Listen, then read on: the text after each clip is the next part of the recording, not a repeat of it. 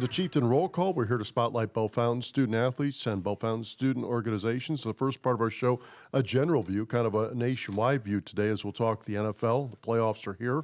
Rick Reed to my right, then Austin Hammond, who's a junior student at Bellefontaine High School, and Zach Horvath, who's a senior student at Bellefontaine High. A little bit later in the show, we'll welcome the Bellefontaine High School band. They were just in Orlando towards the end of the year to play in the Cheez-It Bowl. Guys, we want to talk the NFL and anything else that's on the young guys' mind. Austin, well-versed in sports. His dad is well-known. Matt Hammond is his father, who's the sports editor at the Bellefontaine Examiner. Zach Horvath is well-versed. He's out always covering a lot of sports with Horvath Productions. Rick, I know you're a huge NFL fan. Before we get to that, though, I want to ask you just, I guess, one college football question.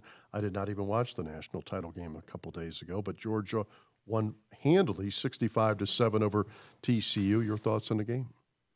I did not watch it all either. I was kind of locked in early, and it got so loose that I kind of halfway followed it. Yeah, I mean, what do you say? Ugly, just total domination. It's probably a good argument can be made for that 12-team playoff through that blowout. That you'd hope that maybe a team that would have to win a few games to get there, that wouldn't happen. I wondered maybe if Georgia a little bit got on the muscle and got a wake-up call against Ohio State. Again, I did not watch Monday's game. Or if Ohio State's just right on the cusp. Yeah, I'd go with the latter. I think it proved that Ohio State and Georgia are probably the two best teams in the country. Obviously, Ohio State did not play that well against Michigan. That's how I take it, obviously biased as an Ohio State fan, but I took it as Ohio State and Georgia are clearly better than everybody else and when they're at their best. Young guys, you have any thoughts? I don't know if you watched the game. I'm so upset about the Peach Bowl. I didn't watch anything. So Yeah, I watched a decent portion of it. It's just like Georgia was hot from the start, and they didn't lay off the gas pedal at all. I think the college football playoff continues to be a commercial failure for that reason. I mean, that's unacceptable. A 65-7 game, and supposedly the two best teams in the nation. I mean, I don't. The committee could have prevented it. We thought that they would put Ohio State versus Michigan. They could have easily done that. And that's hard to do. I get it, but I mean, they could have made the argument though. You certainly You could have could said have. Ohio State was better than TCU based on their resume, and it would have been commercially a huge success because it would have been an epic semifinal game. And regardless of who wins, Ohio State or Michigan versus Georgia would be an epic commercial success. that's just, you took the words out of my mouth. The seeding. It comes back to the seeding in early December. Well, the NFL playoffs are here. I know Rick follows the Browns and Bengals some because a lot of his friends are fans of those teams, he's told me before. I'm a longtime Browns fan, but I do watch the Bengals. I'm just such a huge Joe Burrow fan, and Rick's the same way. We have 6 games this weekend, so it's a feast for NFL or pro football fans. There are 2 games on Saturday, 3 on Sunday, 1 on Monday. And this is kind of a roundtable. Anybody can feel free to jump in at any time, but Rick, any game that you're most looking forward to? And I know you told me off air it's kind of an easy week to pick the winners. Yeah, I mean, I'll stand by that. I think that I feel relatively strongly about all 6 games. The one game, so you start in the AFC, you got the Bills over the Dolphins. I don't think anybody would pick the Dolphins. Tua's out. They announced that today. Yeah. So they're starting Skylar Thompson, who I've never heard of until last week or the week before. So it was Bridgewater, right? Yes. Yeah. And what happened to him? Some kind of an injury. It's a dislocated finger, I think. Yeah. His throwing hand. Yeah. I mean, if Skylar Thompson beats Buffalo in Buffalo, we'll see. So that one, there's not a lot of discussion. The Bengals Ravens. I mean. Yeah, that's probably is that the game in the AFC? Well, then the Chargers and the Jags. But the Bengals-Ravens, I'm excited about that game. Is Lamar healthy? I don't think he hasn't practiced yet. I don't think he Yeah, plays, and I don't think Huntley plays either. I think they play their third-string quarterback, who's Anthony Brown, and I know everybody's a Buckeye fan in our table. Anthony Brown's the Oregon quarterback that took them into the shoe just over a year ago and put it on the Bucs. I mean, is there anybody that's taken the Ravens in that game? Even with Lamar. I'm not sure that anyone would want to. They can have Lamar, Huntley, Anthony Brown, whoever. They could play Huntley and Anthony Brown, and I think the Bengals would still. I still think the Bengals win. Bengals are hot. Yeah. They're on an 8-game winning streak, And I would have been interested to see how they did against the Bills. Obviously, they had to call that game because of what happened with DeMar They looked Hamlin. good early. But I don't know who would have won that game. I think that would have been really an interesting game. So will we see it again? They will play. If they both win this week, they play next week. So then the Chiefs will play the winner of the Chargers and Jags. Yep. Yes. Do they reseed anymore? Yes, they still do. So what's the scenario that screws that up then? The Ravens beating the Bengals? Would then the Ravens play the Chiefs? Yes, because the Chiefs won the conference, correct? Yeah, Yeah, so the so- Chiefs are yep. the Well, number they one. win the conference, have the highest seed, I guess. But Right. Okay, yeah, Yeah. gotcha. So they would play the 7 seed if a 7 seed emerged as a winner. That's how that works. Yeah, It's not yeah. like a solid bracket. Because that's what happened to the Bengals last year, right? They were the lower seed than the Raiders, and that's why they had to go play in Arrowhead. Right. Then they play I mean, the Tennessee Titans, first. sorry, Yeah, not in Tennessee. Arrowhead. Yeah. Tennessee, then the Tennessee Chiefs. and Tennessee had the bye, correct? Yeah. Okay, yeah, gotcha. Yeah. So yeah, they do reseed then, based off of that. Yeah, nobody's going to pick against them. Certainly nobody sitting at this table in Ohio. There's going to be a little more bias there. I like the Bengals. I thought that they would fall off this year. I think I said that before on the show. I thought that I didn't think they were great last year. I liked them. I just thought they got hot at the right time. Early in the season, I was like, all right, yeah, I'm right. It's a down year, and it's But they are 12-4. The record's Oh yeah, better. no, not now. And they're okay, and they're hot. Oh yeah. Every team's got some deficiencies. I'm still not sure how well they block, even though they spent all this money on it. Yeah.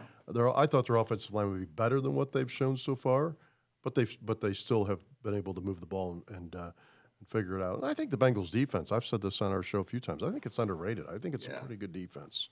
Yeah, the back half still scares me at times. Anytime Eli Apple's in the game. I don't know their personnel you're right. that well. I just see Apple. I'm like, that could be a problem. It was a problem in the Super Bowl, wasn't it? Wasn't Apple one of the guys that was torched? Well, he was also trying to cover Cooper Kupp, but Yeah, that's tough. It's just silly blown coverage out of him a lot of the time. so I think one of the compelling picks or games though would be Chargers at Jaguars. Yeah, I didn't even realize the Jaguars made the playoffs. So, I mean, that was just surprising going Well, they from barely did. one of the worst teams in the league a couple years back to now making the playoffs. I think the Chargers will win handedly. I just think the overpowering offense and the good defense, I think, will just shut the Jags down. Well, one of the Chargers' top receivers though had to leave last week. I'm not sure he'll play in this I game. don't think he's going to. Mike Williams. Yeah. The Chargers, to me, should absolutely win. I'll pick the Chargers. I'm picking the Chargers. They feel like the team, though, that underachieves the most right now in the NFL. I feel like this year I picked them quite a bit, and they didn't. Didn't always. There's something that been a little off. Herbert hasn't quite been as good as we thought he would be. Well, Injuries. I'll pick the Chargers too, but I don't feel great about the No, pick. I 2.5 point spread. And the close. Jaguars are the secret sauce of just getting a bad division. That's what happened to the Tampa Bay Bucks. They won the division, Tampa Bay did, and they don't even have a winning record. We'll get to the NFC in a minute, but Trevor Lawrence playing a lot better. He's the Jags. I think they're dangerous. That's the game. That's probably if there was a game I said I thought I'd go 6-0. That's the most likely game I think I could miss. the young guys picking the Chargers. What's funny about the Chargers is that there was all this talk, at the beginning of the season. I'm still gonna have to go ahead and go with the Chargers. I don't know if Trevor Lawrence can really handle the heat.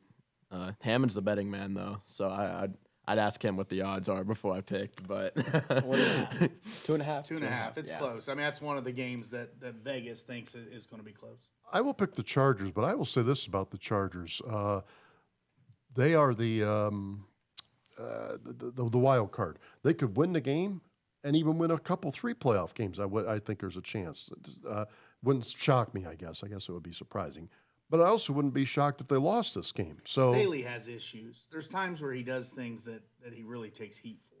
He's a guy that, as good as they are, it wouldn't shock you if the Chargers lose to the Jags, especially if it's ugly and he's involved, which he's obviously involved. He's the head coach. That's the team that might sneak in and hire someone like a Jim Harbaugh. Harbaugh's obviously getting fired and making the playoffs. You think? it's the NFL. I mean, All right. the Texans have fired a guy back-to-back years now, so I don't think anything's off the table in the NFL. They will. My guess is they know their window is now. I mean, you got Justin Herbert in his entering his prime. You've got Keenan Allen still hanging on to his prime. Mike Williams in his prime. Austin Eckler still hanging on to his prime. I traded him in fantasy football last year thinking he was going to get old fast. He didn't get old this year. He had a really good year. Defensively, they got some really good guys. They got some all-pro dudes over there. Now, they picked up who's a real good defensive is Khalil Mack there now? Yes, That's where he he's is. at. And he's maybe fading. Another some. guy I think that Derwin got hurt James. last week, by the way, was Joey Bosa. I didn't know Joey Bosa got hurt. He, I think, hurt his groin, so he might not play in this game either. You're thinking Nick Bosa. No, I'm thinking of Joey Bosa. Joey's going to play in San Francisco. No, Joey, No, I got him mixed up. No, Wait, you're isn't right. yeah? Nick said No, the Niners, Nick. right? Okay, I did not realize Nick Bosa was hurt either. I didn't realize either Bosa. I think Nick's fine, as far as I know. Joey Joey's for the hurt. Chargers. That's tough for me. Yes. So Joey. two of their probably top 5 or 6 players, Well, that hurts. Mike Williams and Joey Bosa, very well might not play in this game. Yeah. Well, I did not know that. I'll go back So- to the drawing board. But everybody's still picking the Chargers, having said all that. Okay. All right. Then the NFC. Got the 49ers. They're home against the Seahawks. And there's always a kind of a couple surprise teams in the NFL. Well, now I think 14 teams get in. So 18 don't make it. So almost half get in. But if you would have told me on our show in August that the Seahawks would be in the playoffs, I would have strongly bet against that. But they're in at the Niners. They would have been more likely to get have the number 1 overall pick. I think. I mean, they were they were yeah. I mean, they were punting basically. They traded away Russell Wilson, which now makes them look really smart. Someone said, and maybe it was on television or you guys saw it on Twitter, that the Bears had offered Justin Fields and 2-3 number 1 picks for Russ. Holy cow! Could you imagine Seattle? They had Fields and those number 1s. You know, Geno did have a good season. I like Geno. Gino's one of those guys that, I mean, he's not gonna win a Super Bowl, but he's a pro quarterback. He can lead guys, and I don't think it's enough to beat San Francisco.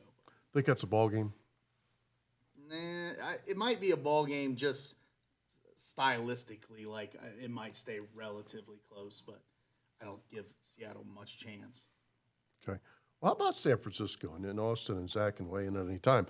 They really are down to their third string quarterback. This is kind of like Ohio State football about 8 years ago. And I think they could win the whole thing. I really do. They had Trey Lance early. He, I think, broke his leg like week 1 or 2. And they went to Jimmy Garoppolo. He got injured, was playing pretty well. And now Brock Purdy. And I think Rick even said something on our show a few weeks ago. Where's even Brock Purdy from? Well, he's from Iowa State, but he's doing well. So how about the way they've just kind of still kept the train going with a third string quarterback? I think the Niners are the team to beat in the NFC. I think their offense, I mean, Purdy's such a great quarterback. I mean, Mr. Irrelevant, but has just jumped to one of the better quarterbacks in the league. You have Christian McCaffrey, who's another offensive weapon coming from the Panthers. And so I think with that, mixing with a good defense, I mean, outside of the Eagles, I mean, I don't see anybody get past the 49ers. Okay. So everybody's picking San Fran over the Seahawks. Yeah, for the Seahawks. Yeah, I thought we were talking about overall NFC. Yeah, for sure. Yeah. You said it, Purdy. Obviously, at this point, I think we can say that San Francisco is a quarterback-friendly offense.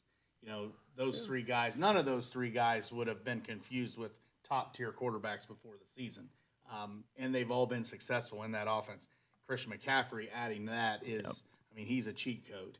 And I love what they do offensively. You got Debo, you got Ayuk, who I think is really good. Kittle had been really slow for a long time, and then now he's emerged back as being a top, probably 3 tight end. I love I always mispronounce his name, the fullback, Juszczyk. I love what they do with him. San Fran, I definitely like their chances in the NFC.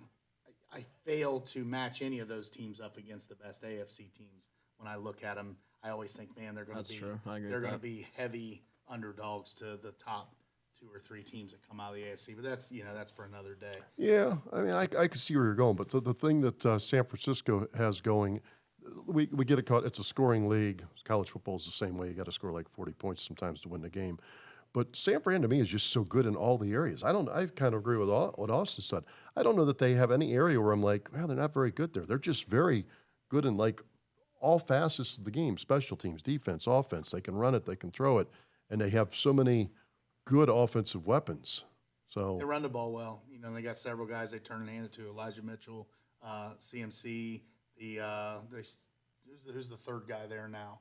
There's still a third guy that gets the ball at times. It's not Jeff Wilson anymore. I think he's in Miami now. Yeah, I think defensively certainly, and it is Nick Bosa that is in San Francisco. They've got a lot of good defensive players. I had their defense in fantasy, so they were pretty good to me. Well coached too. Kyle Shanahan, I think, he is one of the better ones. Coach. Cowboys at the Tampa Bay Bucks. That's kind of the headliner. It's a Monday night primetime game, and Dallas is a slight favorite. I mean, I don't. The thing about the Bucks, right, is that they're kind of in shambles. I mean, when it comes to the emotional side of things, I'm gonna have to go with the Cowboys. I think the Cowboys have been a little cursed, and they're due for some success. So, I mean, as much as I hate Dallas, and I mean, most people in the NFL do.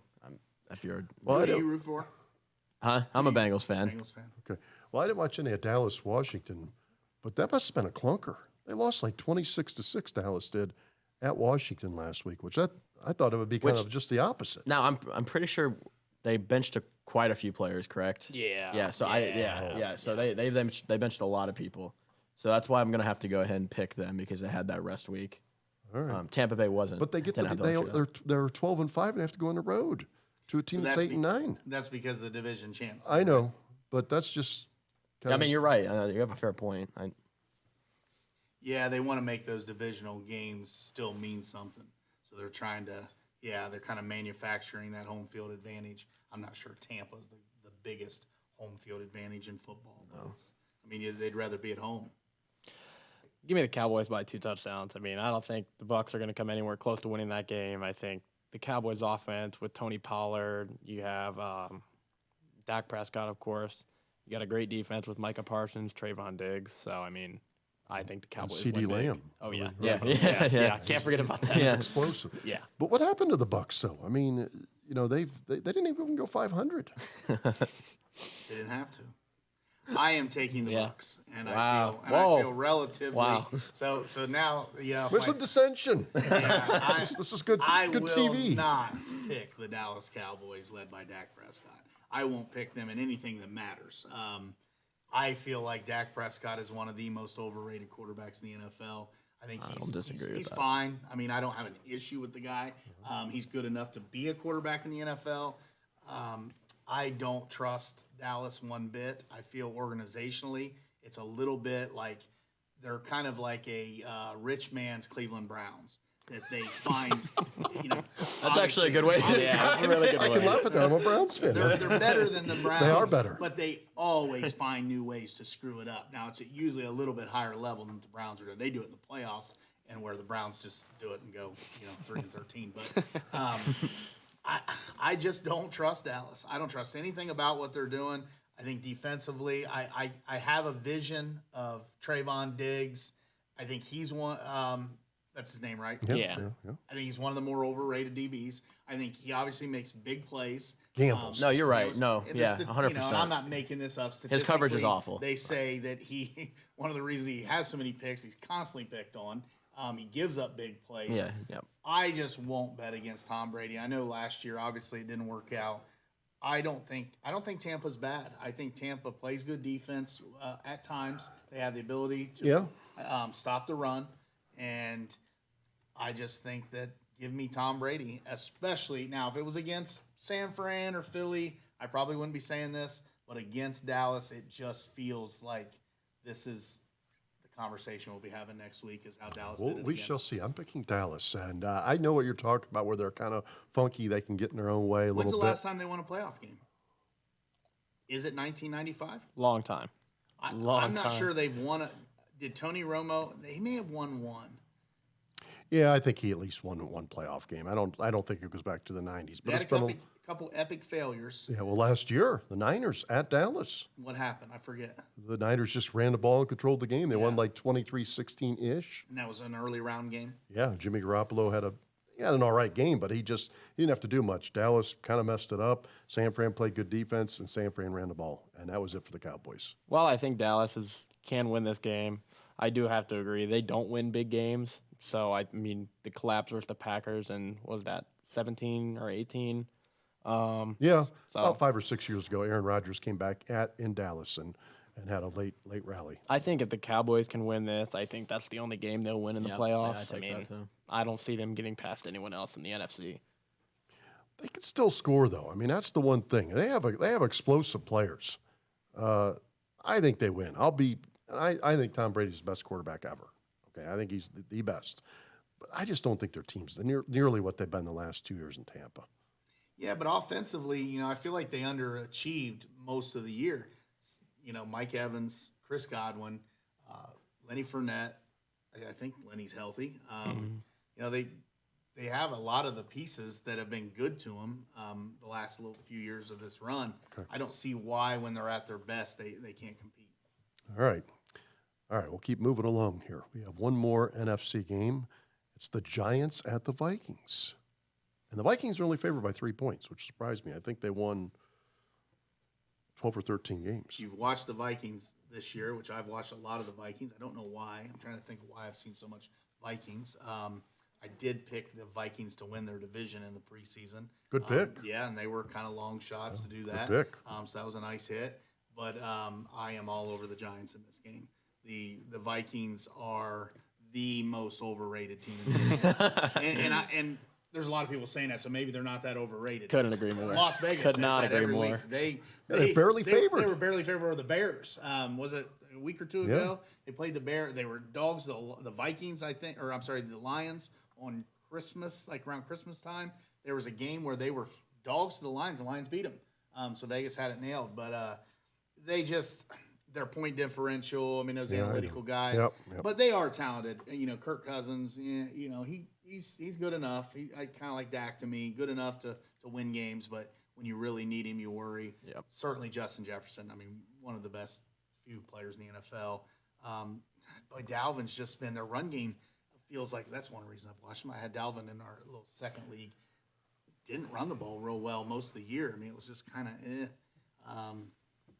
I don't want to pick the Giants, but every time I pick against the Giants this year, the Giants won. Danny Dimes is a little better than people think. Daniel Jones. Yeah. I still don't think he's as good as Cousins.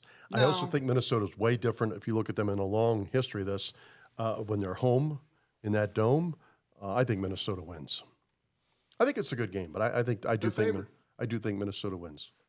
Yes. I haven't watched either of those teams, so I'm more of an AFC guy. And I know it's taken Daniel Jones a long time to become a better quarterback, and I couldn't agree more with Rick. I think the Vikings are outrageously overrated. I mean, I don't know how.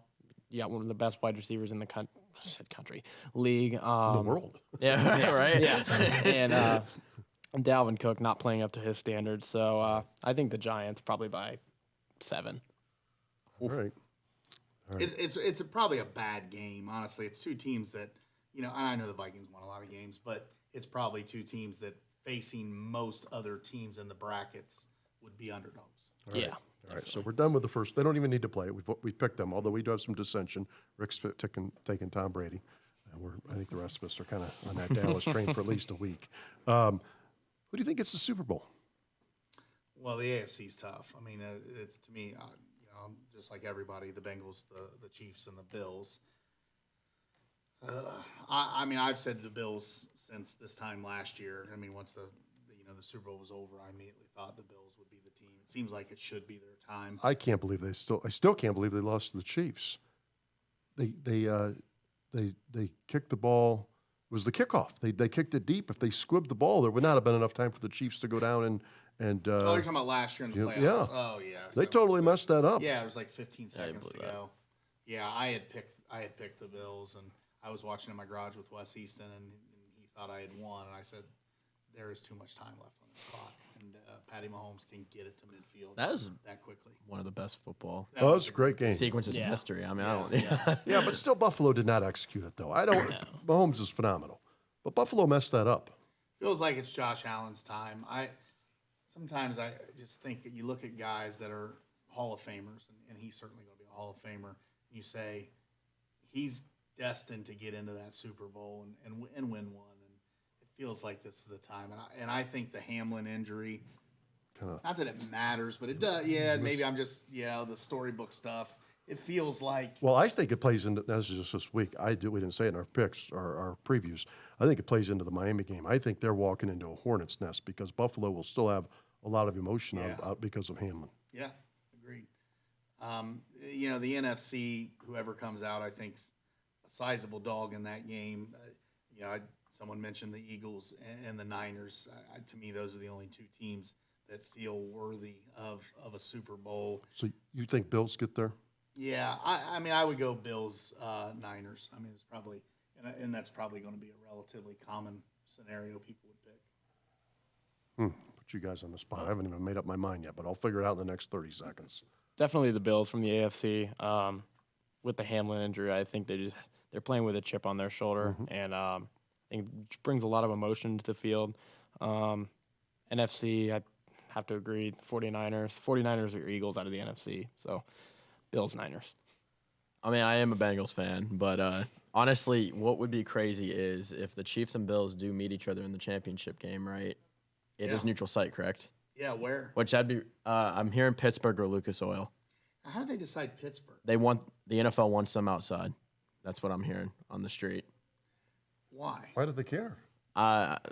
So I watched a video with. They're both outside teams. I don't know if that helps. I think that has something to do with it. I don't know. I don't know. The NFL would like the game to be outside. That's Well, the what NFL's someone on the missing the NFL boat here. Network said. As someone that doesn't want to sit out in the cold, I'm not going to the game. Yeah, either. right. Why not put it inside? We went to that Lions. Bills Browns game at Ford Field, and what a great experience sitting in and being But warm. if you're going to do that, pick it somewhere kind of Midwest-ish that's the biggest dome around so you can get the most seats. Don't go to Pittsburgh. It's not a big enough stadium. So where's that? How Minnesota? about Minneapolis? Yeah. I don't know about Ford Field. You were there. Is it That's awesome. like capacity? Lucas yeah, Oil's like 65. Pittsburgh's yeah. like 63. Oh yeah, Indy. Yeah, when I go to Indy. All right. Yeah, I don't know. It's interesting. Someone had said the Rose Bowl. I mean, it makes no sense as far as geographically, but it'd be warmer. A great venue, too. Yeah, it'd be epic. So he's right. It is neutral. Your picks, though. I think the Bills still lose next week. I mean, to the Bengals. And then my biggest concern, honestly, is Joe Burrow being able to beat Patrick Mahomes for the fourth consecutive time again. I mean, the Bengals have won every single one of those games off something crazy. Close, too. Yeah, I mean, Very yeah. close. Yeah, no, you're right. So you got I'm gonna go. I'm not gonna predict the Chiefs or the Bengals. I'm not trying to jinx my boys, but I do think they beat the Bills next week. So, and then of course they handle the Ravens this week. about the NFC Super Bowl. Philadelphia will probably fall flat on their face. So I'll go with the Niners too. Yeah. I'm going to say Niners-Bills. Yep.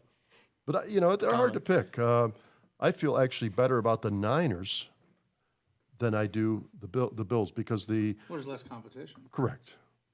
That's an old Chris Berman pick. I don't know if you remember this. Do you remember back when we used he to loved watch? to pick those we two. used to watch SportsCenter all the time. Now you don't watch as much, but every year from like 1990 to like 2000, he would say the Bills and the Niners, and he was right. Quite a few times. A couple of those times, at least with one of them. Buffalo was in a bunch. Yeah, Buffalo was in 4 straight, and the Niners had their fair share in the 80s and 90s. I think the Bengals certainly have a chance, and I'll be rooting for them. I hope the Bengals. I'm not going to root against Joe Burrow. I would not put too much against Joe Burrow. I mean, I honestly think the AFC North is one of the best divisions, if not the best. I mean, I know a lot of people don't say that, but I mean, I have a buddy that I talked to that's a Steelers fan. I generally think that is one of the most competitive divisions. The Browns aren't that bad. Exactly. But they're talented. It's not like they're 0-16 anymore, 1-15 or whatever. It's 7-10, but they just make too many just massive breakdowns. We'll think early in the season, a couple of the losses the Jets lost. Yeah, I mean, I know you're a it was coach. Could disgusting. you imagine coaching the Browns?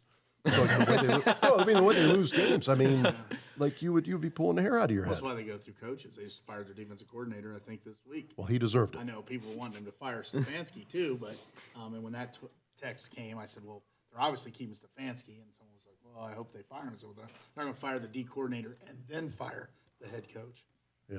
Okay. I want to ask you a few other things before you take a break and we move on to the Bellefontaine marching band here on Chieftain Roll Call. I know Austin's a big college basketball fan. I've not watched the Bucks the last few games. They're on a 2-game skid as we do our show here. They'll be home Thursday night against Minnesota, and they're a pretty big favorite. But a couple questions for Austin. What do you make out of the Bucks right now? They're 10-5. I think they're 2-2 in the league. But what you make of their season to this point, and then what you make out of their team right now. I think I say this a lot, but I think the Big Ten is the best conference in the country. I mean, it's just so hard to go on the road and win in the Big Ten. I think there's just so many good teams: Ohio State, Iowa, Indiana, Illinois, Michigan, Michigan State, Purdue. Purdue. Can't forget about the number 3 now. Are they 3? Yeah. But I think the Bucks, they have a bright future because I mean they got Bryce Sensabaugh, who would probably be a lottery pick. But I know we were talking. No, does not need to go. He needs to stay. I think he's one of the probably top 5 freshmen in the country. Yeah. I mean, you put him up there with, I think Alabama has someone, Anthony Black from Arkansas, Jet Howard from Michigan. I think Ohio State, they've got a tough schedule, but I think they got some big games coming up, so I think they could put a few wins on their record. I have not watched them that much, but you could certainly.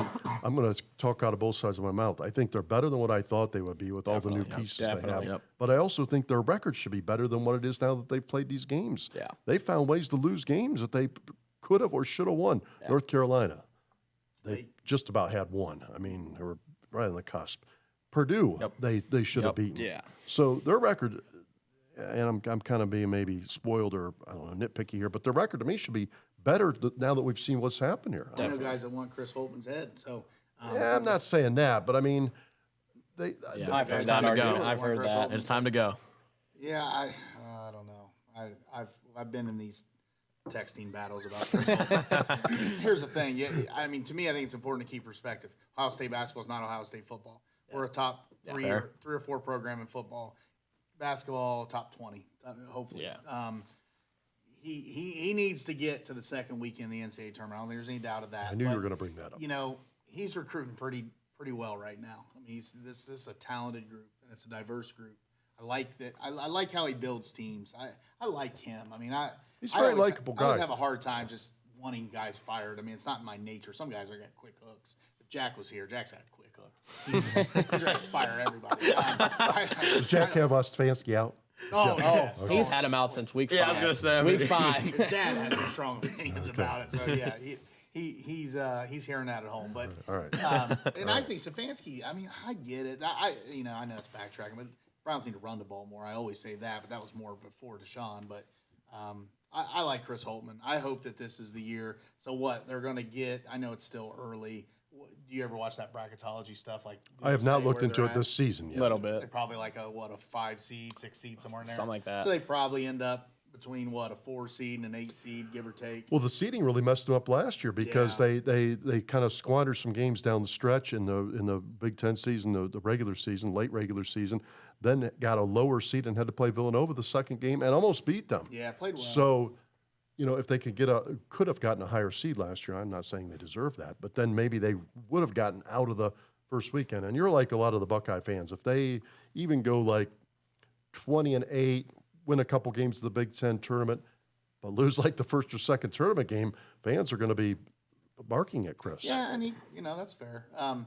That Mata spoiled us. I mean, that run from about 05, 06. But I would say back to Rick, and I know Austin loves college basketball. Why can't Ohio State be better than a top 20 program? And I'm not comparing it to football. I'm not looking at that. I'm just saying they have good enough players in Ohio that maybe they should be better than just a 20 overall. Are you This is saying not like a they're thing. losing recruiting? Well, they've lost some guys in Ohio over the years to Michigan State. They Adrian certainly don't Payne. recruit at an elite No. level. Not consistently. Now, this last class was, I think, a top 5. Right? Yeah. What we were saying off the air, what I think they struggle with is putting together top 5 every single year. And that's really almost what you have to do, or at least top 10, because so many guys leave. I mean, Sensaball's gone. So you better get it while the getting's good, because he'll be gone. And then we'll be, kind of rebuilding next year. And, Thad did a good job of mixing the elite guys, the Odins, the Conleys, the one-and-dones, With the Dieblers. with the Dieblers, the Aaron Crafts, that stayed all 4 years. And he kind of, and even some of the big guys that stayed for quite a long time. Solinger stayed. He was here for 3 years. I would say, 3, I right? think. I think Holtman's done a good job building a recruiting class for next year, headlined by Devin Royal from Pickerington Central. Ronnie James, possibly. That'd be crazy. I'm not really sure how they got Royal to Do we stay want in Bronny Columbus. James? No, you don't. The I mean, it's NIL he'll bring for actually good players is ridiculous. So yeah, Sounds like we will be massively disappointed. Oh, he's not good. He's no, just no, not. he's one of the most overrated. No, He's just not a good I mean, player. he is. Like, he's a good player, but like, But he is not- by far the most overrated recruit. And He's a top. sport- and He's a top 20 recruit. in He high might school not history. be a top 50. I mean, I've seen some of his No, you're highlights from right. Sierra I- Canyon. I mean, he's not playing in big moments in their He games. has no confidence. Yeah. Oh, interesting. Tough spot for that kid. Yeah, well, no, It is. you're right. Yeah. I mean, Yeah. I mean, Michael Jordan's kids, and I didn't remember them. lackluster. It is very rare for someone's son. That's what makes Marvin Harrison Jr. so special. Now, basketball's tougher because it's so on that person. You know, Bronny James, to even be where he's at, I mean, you could argue he should have just gamed all his life. I mean, what is he playing? I mean, he's not playing for money. His dad's a billionaire, going to be a billionaire. Yeah. I don't, as an Ohio State diehard alum fan, I don't necessarily want that circus to come to town. It feels like Not it at will all? end back. Well, kind of. The reality television part of it, I do. Like, they'll probably have the highest season ticket sales in years yeah, just because of it. it probably there's Yeah, a but lot of let's- good to be had let, there. Let's get to how good he is, though. And I know you said he's overrated. I haven't seen him play enough, so I do not have an opinion. But I can always ask the question: if he's there right now, is he a starter? Is he like a guy that don't comes think off the so. bench? Honestly, Not I even don't close. think, does, I don't he even play, think he does he plays. play at all? I don't think so. Oh. If he goes to Ohio State, I don't see him playing much. I mean, They'll put him in for charity. maybe garbage time, but I just don't Wow, see I him thought having he a would be better. And starting spot. maybe I'm Now, getting caught up in his dad. Hammond, but in his defense, at Sierra Canyon, I mean, he, especially last year, he's playing with 3 4-stars and a 5-star. Yeah. So it's one of those things It's where it's like tough. they have to share the rock. It's So tough. But Someone had said he's maybe a 3-star recruit that gets, in that 4 and 5-star world just because of his name. Yeah. That he's a good player, he's a D1 player, but not an instant. He's a project guy. And that's, and I struggle with LeBron at times. And I did not like how LeBron came out and said he wanted to play with his son. well, and that's what I'm talking about. He's I going don't to think get an it's fair instant to bid in his the NBA now. his because of that. son, first of all, insinuates that his son's going to be one and done because LeBron is 38. Right? 38. Just turned 38. So Bronny is a senior or a junior? he's a senior. Okay, so this is real. So next year, Bronny's in college. LeBron turns 39. So then, even if he's one and done, it would be LeBron's 40 season. He's obviously, and I don't know, and these guys follow him closer than I do. It does appear that the consensus is he's not a one and done guy. No. So what is LeBron asking for? He's asking for a team to draft him. Yeah, that shouldn't. To get an aging superstar in LeBron James. That sounds awful. we are in a money cash is king, right? Yeah. I mean, we are in a I know this is ridiculous. You could seriously see this kid go first round, like the 30th pick in the first round. It's just to get LeBron? just to get LeBron. I'm serious. It is. What would Even the- if LeBron sucks, he sells so many tickets. well, that, he still good team's not averages gonna do 29 a that, though, game. are they? Yeah. no, that's why 30th pick, 31st pick, 32nd But those pick. are usually where the good teams pick. Now, obviously, people can trade. I don't know. I mean, how valuable is a 30th pick in the NBA nowadays? Well, it's not. Exactly. No, I mean, it's honestly, horrible. that's, after the lottery and then the late teens, you pretty much are Just the way it project is, guys yep. or you get lucky. Yeah, it's interesting. I don't know. As a dad, I'm a little judgmental of LeBron. That it doesn't seem like he's putting his son's interests first. Like Marvin Harrison Sr., I'll go back to him. I have not really seen. Have you seen Marvin Harrison Sr.? Never. He has been. I've heard a couple comments, but Never at the games. Playing the back. I like a He lets guy. the- but he lets the also- field do the lets talking. my son, yeah, well, lets my son do what my son's doing and not have to. But it's almost also- like LeBron has to insert himself. But in what, everything. what wouldn't any, and I know LeBron's in front of the microphone, he likes the attention, but what NBA legend that has a 4-star or 5-star kid, I mean, wouldn't say, I want him to play with me? I mean, that's kind of a normal thing to say, I guess. I mean, He didn't say it Did the, like did the Griffey say casually. that?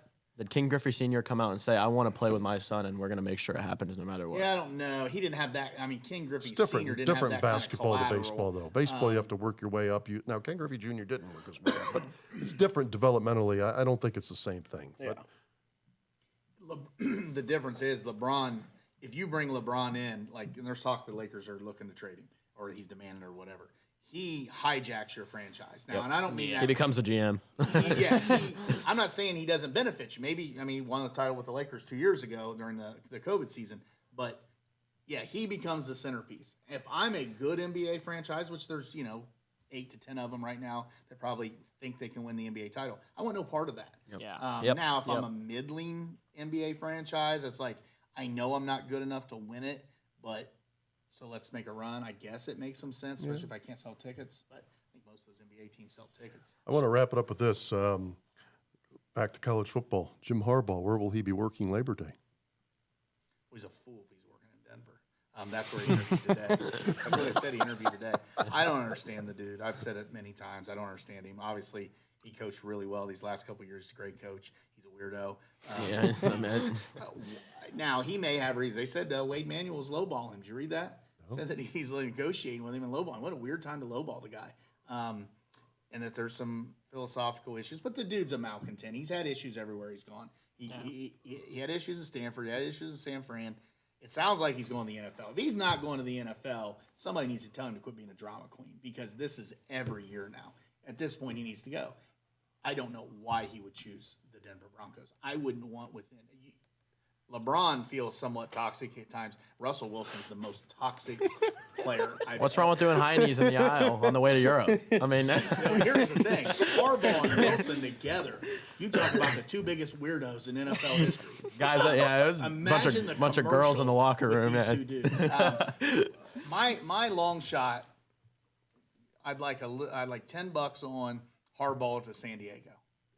Brandon Staley, they lay an egg. Jacksonville blows them out.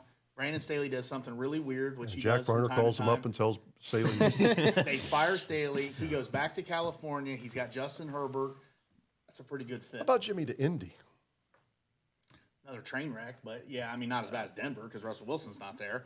I wouldn't. You obviously got Jonathan Taylor, but I don't know. I mean, obviously, who's their quarterback? So they're going to draft a quarterback then. Draft C.J. Stroud. That's what's Indy picking, like fifth? Is that what you were saying? They might take Stroud. Yeah. That's interesting. Yeah, I mean, he's buddies. They say with Irsay. Yeah, I think Indy. Nobody's talking about Indy. I say he's not at Michigan. You pretty sure? I'm not sure, but I mean, we're gonna do this every year. Okay. I mean, it's- So, but your answer right now is not Michigan. How about? I just don't understand why it just continues to happen. I mean, make your mind up. If you want to be in the NFL, go to the NFL. If you want to stay at Michigan, stay at Michigan. I mean, I think it just needs to be clear. Is there a chance he didn't get the job last year though? Didn't they say who was it? Minnesota, he had it until he went up and interviewed and just bombed Yeah, it. right. That's what I'm saying. Like they didn't offer him. Like I think he wanted to go. Well, I think it looked like he had it prior to the interview, which that's some speculation. They met him. Correct. Had to I talk to realized he's a him. weirdo. It keeps happening because he wants to go to the NFL. That's what it is. I think that's what he wants. I don't know this guy, but that's what I take out of it. He wants to be an NFL coach. That's what people close to him say. I think he wants to be an NFL coach. Think he's back in Michigan in Labor Day or no? I mean, he's been a good coach at Michigan, but I think he just ending his prime at Michigan. I mean, beat Ohio State twice, made it to the playoff, lost both times in the playoff. I don't see him coaching at Michigan on Labor Day. I don't think he's there either. There is a chance because he is, as So Rick who do said, they hire? Yeah, honestly. Michigan. They tried to get Luke Fickle. Well, Don't you think? that's not going to work. Not now, but I'm saying, I still don't think he would go there. If I had to guess. You don't why think? wouldn't he? I would go there. Great program. I mean, it's Michigan. Well, I mean, he was. Bo Schembechler went there. He was an Ohio State guy. Yeah, but I just don't see Luke. I could be wrong. I just don't see it happening. Who goes there? Oh boy. Anymore they just hire these young guys, kind of like a Marcus Freeman. USC's How about head coach? Mike heard Hart? it. Mike Hart. Is Mike Hart ready? I mean, does Mike Hart even call plays? I think He does. so. Sometimes on I, offense. don't know, I like Mike Hart, but that's not. No, they're not going that direction. They're going to get somebody that's. They're going to hire somebody that's. But I don't think he's there. How about you, Zach? I'll let you know Labor Day. I mean, I'm just kidding. No, he probably won't be. I'd like to see Horvath Productions roll into Ann Arbor and interview this guy. Hey, never say never. Hey, ask somebody. Give me the media pass. I'll get in there and see what I can do. All right. He's strange. He probably talked to me about how JT was short about 40 times. Oh, yeah. Strange It's cat. not this But, bit. I mean, it was yeah. right here from where I was at. So Rick, have a great week. All right, Tips. Austin, thanks for coming on. Zach, thanks for coming on. appreciate it. And we'll be back again next week. We'll take a pause, though, and come back with the Bellefontaine High School Band. It is Chieftain Roll Call.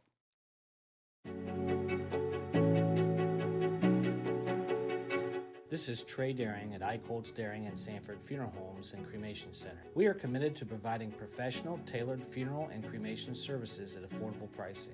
We are part of a community for caring individuals, friends, and neighbors who consider it a privilege to serve you in your time of need. We are proud to be locally owned and operated. Our family serving your family since 1903. Go Chiefs!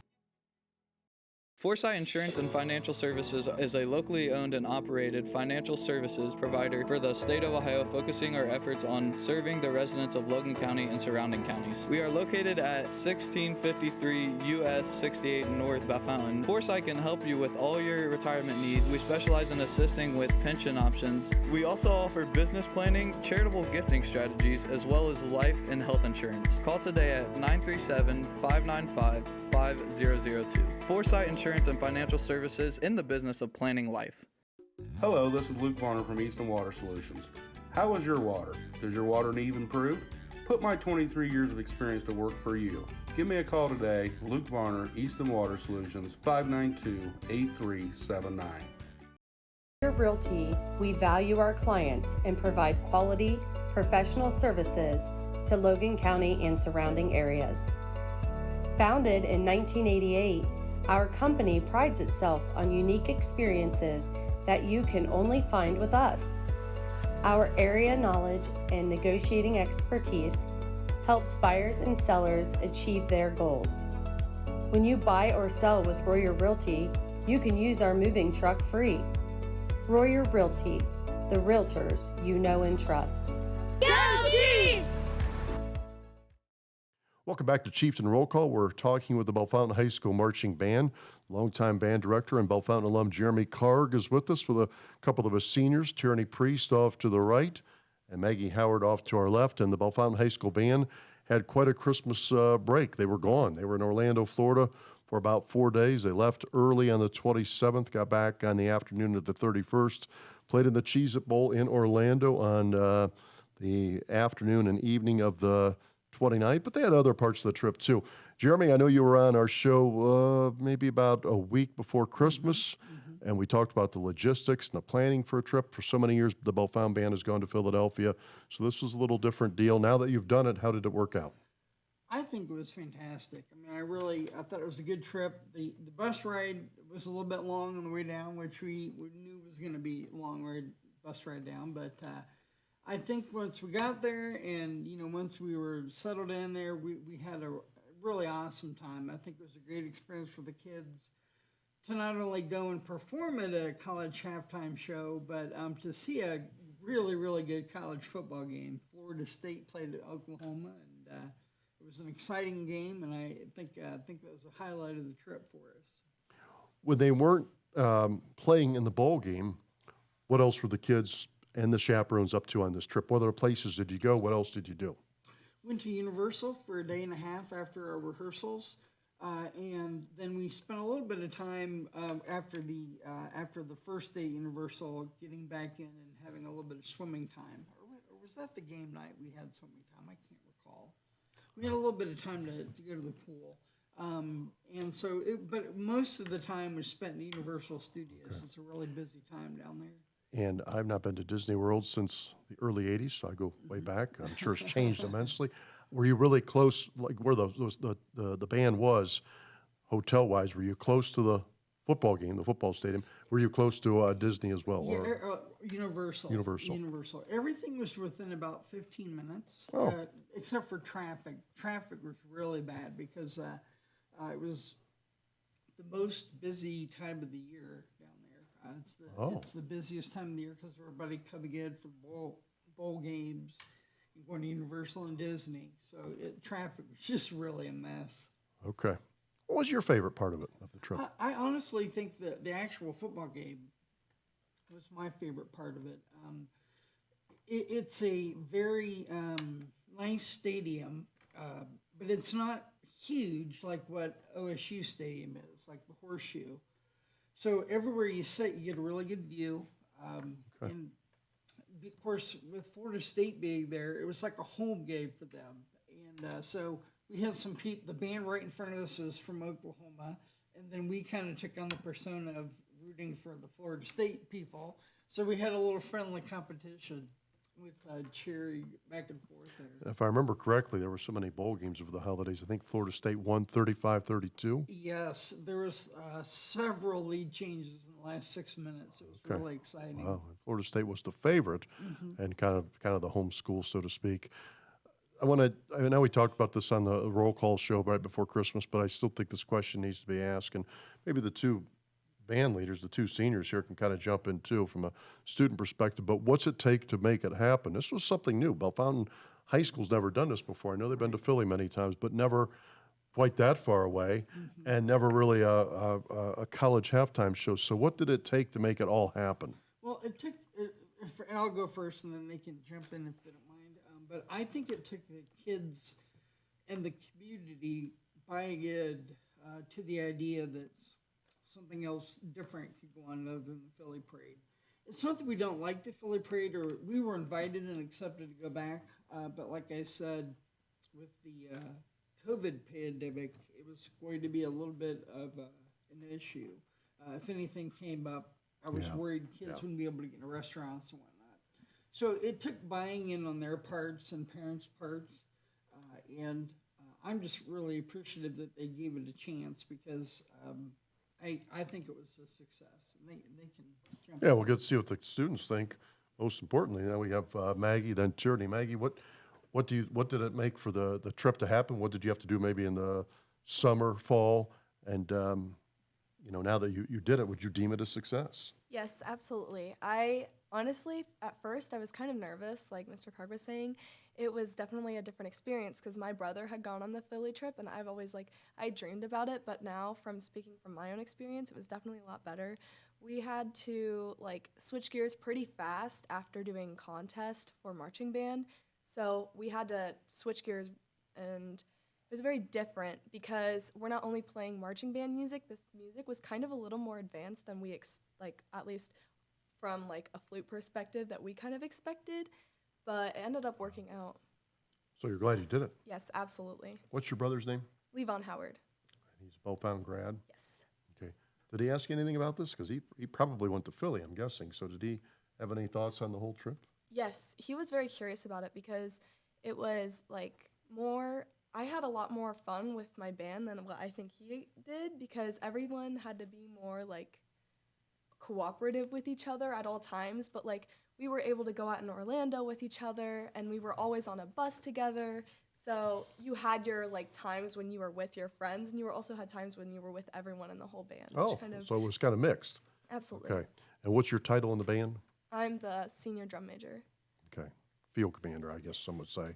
And when did you get your start in band? What grade? I did it in 5th grade. Oh, 8 years. Yes, very long Okay. time. All right. Favorite part of the trip? Favorite part? Ooh.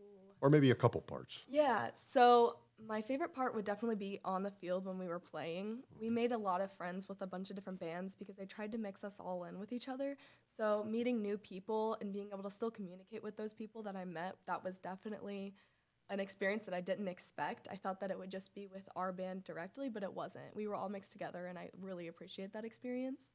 A lot of people didn't like the bus ride because it was a very long bus ride on the way there, but I honestly had a lot of fun. We played games with each other, and people were quiet when they needed to be and loud when it was fun. So honestly, being with everyone was probably my favorite part. Well, and the band left on the 27th at 1 a.m. I think my first part of the bus ride would just be sleeping. I don't know what the kids do, but that'd be my It was for me. my vote. Yeah. But will you do anything? Because you're going to graduate here in a few months. Will you do anything with band or music post graduation? Yes, so the plan right now is to attend OSU. I've got accepted there, and I'm going to look at going into a choir program so I can still keep up with my music, but and just practice it on the side, and being able to come home to Bellefontaine once in a while and see the marching band. That would definitely be something that I'd really like to do. And I got to ask you, as a senior drum major or the field commander, you're the person, if you're at a football game, that's kind of up in front. Mr. Karg's kind of maybe next to you or even closer to the stadium for him. But you're directing traffic, so to speak. You and Theo, reminder, for those that were maybe never in band or don't know much about it, they see you, but what are the skills that it takes to do this? What do you do when the band is performing? Yes, so you start your junior year, and the senior drum major is kind of like a mentor to you. So you go in with your own music experience, the band elects you for that position, and then you just kind of hit the ground running from there. So you're learning the music, And it's very individual at some points where you're learning the music and you're deciding how you're going to conduct it, where the cutoffs are going to be, and a lot of different other music terms.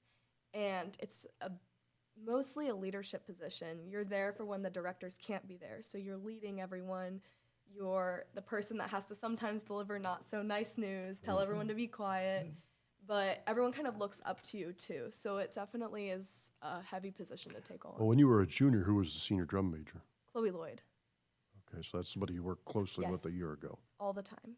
All right. What else do you do at Bellefontaine High? Anything else other than band? Yes, I am a junior. I'm junior track. I am a senior track runner, so I've been doing it for the past 4 years and been varsity every year. I am a member of the symphonic choir every year. I do musical every year. I'm in it this year. I'm going to be Ursula, and just very music involved with like LaFons and every other category. Okay, The Little Mermaid next month. It might be a Chieftain roll call show. We'll have to get with maybe Bryce Henry on that. Tierney Priest is here as well. Tierney, what's your title in the Bellefontaine High School band? I'm a senior color guard member. All right. Well, the Orlando trip is in the books. What'd you think now that you look back? I thought it was really fun. From what I heard, I would probably prefer it over Philly because I've heard Philly was freezing cold, and I'm not. Well, that is true. Person. It is going to be colder. Yes, yeah. And like it definitely gave me and my sister a lot of bonding time while we were down there. And like from a guard perspective, we got the choreography 2 weeks before we went down. So it was lots of perseverance, a lot of determination. It was a lot of practice. You had 11 girls, well, 10 girls and one guy, all in the same room, struggling with the same music. It was stressful. But once we got down there and we met some kids from Kansas, some from Georgia, some from Avon Lake up here in Ohio. Yeah. That's, yep, It was just a really fun time. It was just make friends, get closer with the friends you already have. So you really couldn't practice too much until just a couple weeks before the bowl game, right? Right. We For had, what you do. yeah, we had Right. 2 out of school practices. So when you got down to Florida, was there much practice time? There were 2 practices before the game. We got down there, we got to our hotel rooms, spent the night in a bed after 24 hours on a bus. Then that day, I think we went down at 9 or 10 a.m. and then had a 4-hour practice and the same thing before the ball game. What was your favorite part of the trip? Probably the roller coasters, honestly. And again, the time that I spent with my little sister and my friends. Okay. I'm going to guess it's a little different halftime show than what anybody's done. Oh, yeah. Because I think you said going in, Jeremy, there were 8 other bands. Yeah, there was 9 of us all together, Yeah, so us and 8 others. we're looking at, I don't know how many people, 300, 400? It was actually 650. Okay. Over 600 people on that football field. Wow. Well, actually, I have a story about that if you don't mind me interrupting real quick. Well, I'm going to ask her one thing, then we'll get right to it. Sure. But what was it like to do this? This was a different show, I'm going to guess you've never done anything like this before as far as a band show. So what was it like to be one of the kids out there? It was very nerve-wracking because, with a big football game, you have the really big screens and you have that drone that flies around and, puts your face on there. It was very nerve-wracking, but also so exciting to, have everyone, and the sound was so big. That's a sound you don't get in the auditorium with an instrument or on the marching field here in Bellefontaine. 615, right, Jeremy? Okay, what was your story now? Well, about? yeah, I was there. Each band got a 5-minute segment of the halftime. I thought that halftime would be 25 minutes, but no, it was 20 minutes. Oklahoma went first, and they had maybe 200, 225 kids. Florida State went next, and they had over 300 in the marching band. And then our high school combined group had 615. There was one ramp to get them in and out of the whole thing. So as I was watching, I was panicked because how in the world are you going to get 1,000 kids in and out of one ramp? And so the first thing they said when they came back up, because unfortunately I wasn't allowed on the field because we weren't credentialed. But I said, so how was it? We knew the performance was good. And they said, oh my gosh, it was so nerve-wracking. Everybody was yelling, go here, go there. And so I felt for them because I knew that it was a frustrating thing to try to get everybody on and off. But if you would see that behind the cameras, it's hard to believe how fast they had to move to get on and off the field. Yeah, so. Did your band perform like you thought they would? Oh, absolutely. Okay. Yeah, they really did a nice job. And more importantly, I think the other bands, you know, we all worked hard to prepare to get the music memorized, the routines memorized, and everybody took it seriously. All the groups that went took it seriously and did what we were supposed to do, and that sounded really, really cool. There is a video going around Facebook of the performance because they didn't put it on TV. As you know, they usually do interviews and whatnot during halftime. But it was a very solid performance. I was very proud of the kids. Okay. Got to ask you about the, this is aside from band and music, but Universal Studios, I've never been. So you all three can be kind of tour guides. Now, you might all have different answers, too, because you might have different interests when you get to the park, different things you like. I know that Tierney already talked about roller coasters.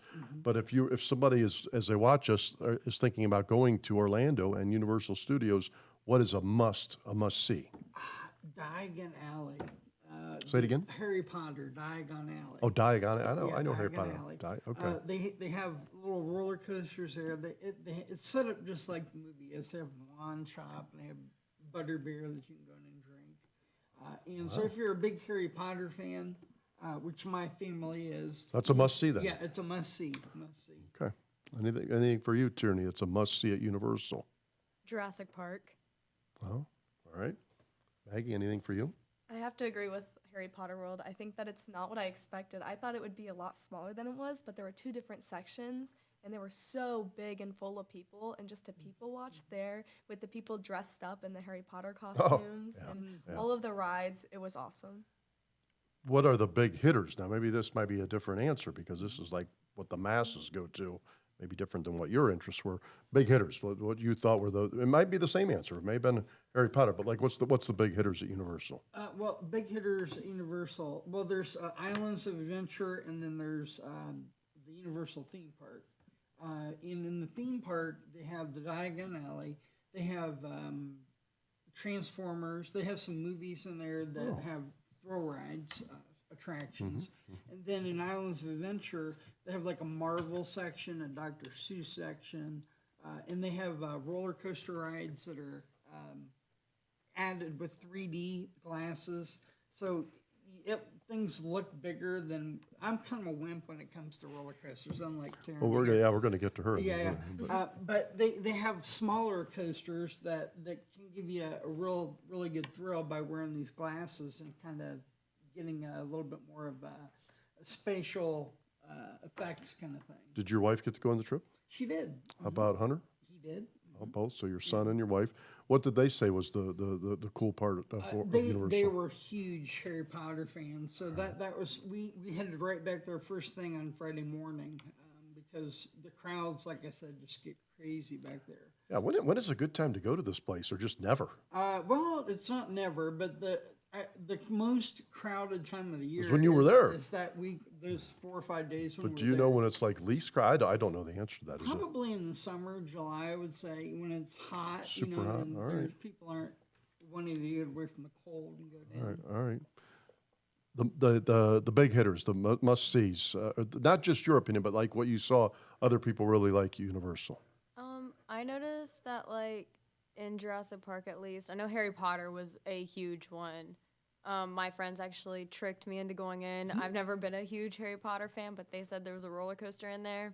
Oh. Yeah, we ended up in line for it. It ended up being one of those 3D ones. A spider came out my face. Did not like it. Oh, wow. But that one was definitely a hard hitter with other people. It was insane over there.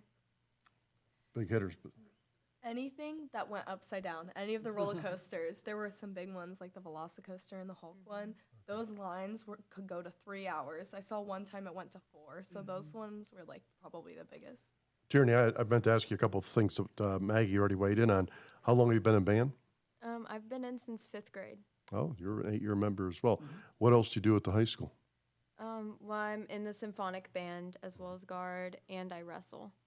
All right. And do you have any post-graduation plans yet? Yep, as long as I get accepted in 4 days, I'll hopefully be attending James Madison University down in Virginia, where I'll hopefully be part of their color guard, their wrestling team, maybe a concert band. Very good. Okay. I want to call you Coach Carr because that's kind of what you do. It's kind of year round when you're the band director. Here we are in basketball season, so you have some pep band stuff. Yes. A few games left. How's pep band done so far, you think? It's been an incredible group this year, a lot of fun. We've had 30, 40 kids at a time at these games, and something we've been trying to build on year after year to try to have the kids come and do it, and I think they're really enjoying themselves, the ones that are coming. And what happens between, here we are, mid-January, what happens with the band kids? Because it's pretty much year-round. Maybe if I would look at a month, it's kind of maybe slow, maybe June. Yeah, That might be you're like correct. the off-season. But what happens between now and graduation for band Well, kids? next week on Tuesday, after Martin Luther King Day, we split into concert and symphonic band. And we start preparing for our adjudicated events there in March. We'll host our large group contest for choir and band. And then we'll be doing color guard tryouts for next year. We'll be doing that here in February, coming up not too far from now. We'll do drum major tryouts. We'll have a couple of concerts of the music that we're working on to prepare. Fine Arts Festival in May, Memorial Day Parade in May, and then it all starts over again with marching band. So it's as you said, June is about the 1 month that it's a little bit of relaxing, not much going on, but it's continuing. Is there any one, you talked about so many things, Fine Arts Festivals, symphonic band, concert band, adjudicated events where you have competitions. Is there any one thing that you like the best? If you could just pick one thing, this is kind of multiple choice. I'm going to ask the kids too. Yeah, but is there one thing you like? Is it a football game? I don't know if that gets your juices going the most, but like what's the one thing you look forward to that the band does? I honestly, I love contests, marching band contests, marching band season. So that would be the fall. Yeah, in the fall, yeah. How about for the students? For me, it's definitely the marching band contest in the fall. Okay. How about for you, Maggie? Marching band, hands down. It's when I get to conduct and be with all my friends at all times. So, Okay. sure. It's funny because we're also recruiting 8th graders right now to come into high school. And marching band is the one thing that really holds kids back from wanting to jump in and do it because they think it's hard. Well, it's challenging. But they think, oh, I could never do that. And I just tell them, I promise you, if you try it for 1 year, you will absolutely never want to sit down band again. You'll want to get up and move and do all these things that you do in marching band because the bus trips and the pizza parties and all this other stuff. So marching band is a fun, entertaining time to get down to business and work, but it's a lot more fun to get up and move around. Well, plus you practice, and I know they're going to get practice during the school day, practice in the summer. I mean, it does look challenging, but there's a lot of hours that go into that that time, to that maybe 10, 15-minute window where you can really fine tune your skills. Right. I want to ask you about the trips. I know you might be retired, I think you said, in a few years. Well, yeah, But 3 years the is Bellefontaine plan. band will continue. Yes, I What hope. do you think happens with as far as the next trip?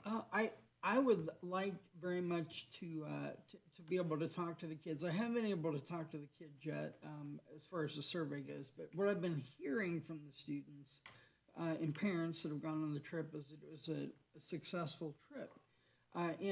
So if that is the case, I'd like to continue doing something like this with a bowl game. In Orlando is a possibility at the Cheez-It Bowl, depending on what the bowl is in 3 years. The Peach Bowl is also another opportunity that we had that we could have gone to. There's other things that you can do in the areas, but I think it was a good trip and I think it was enjoyable. So you could have been at the Buckeye game. Yes, theoretically. we could have. All right.